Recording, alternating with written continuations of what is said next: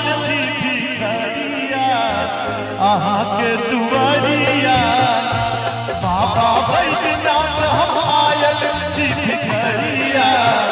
अहाँ के दुआरिया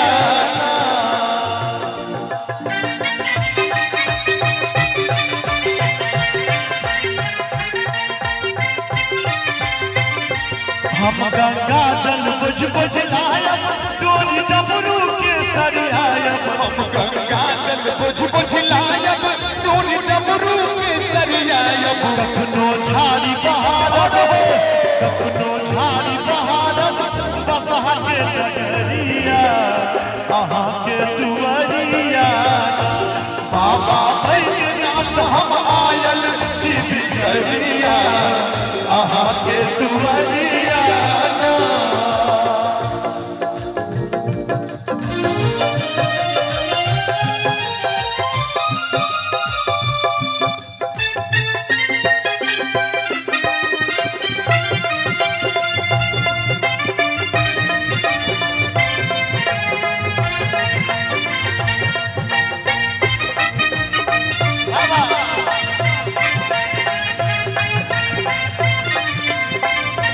करते आधम के अहतारन करते पाती उबारन करते आधम के अहतारन करते पाती उबारन बाबा हमरो देरिया बाबा हमरो देरिया खोलियो नजरिया अहाँ के दुआरिया बाबा बैद्यनाथ हम आयल छी भिखरिया अहाँ के खबरिया जे बाबा धाम जाइत रहे छथिन आ हुनका रास्ता में पैदल चलत नहीं भऽ रहल छै महादेव के की कहै छथिन बाबा ने चलियो अपन नगरी यो बाबा ने चलियो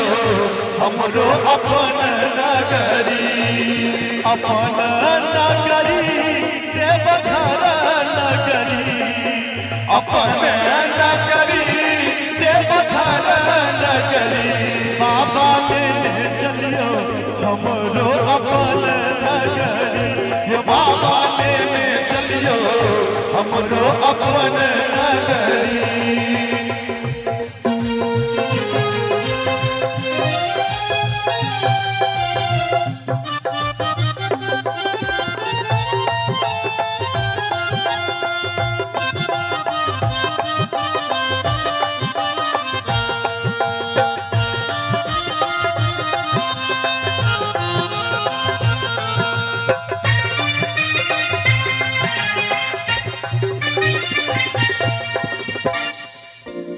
फिलर बजाइए फिलर बजाइए बाबा ने चलियो हमरो अपन नगरी बजाइए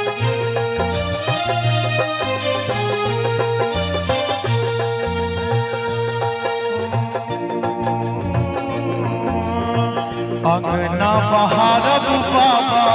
उसरा बहारब अंगना बहारब बाबा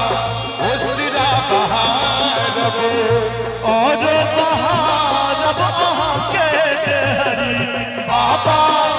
और बहारब अहाँ के हरि एकर बाद एक दूटा नचारी कंचन जी से सुनबैन छठा गीत के शो फरमाइश करकिन और फिर हम आब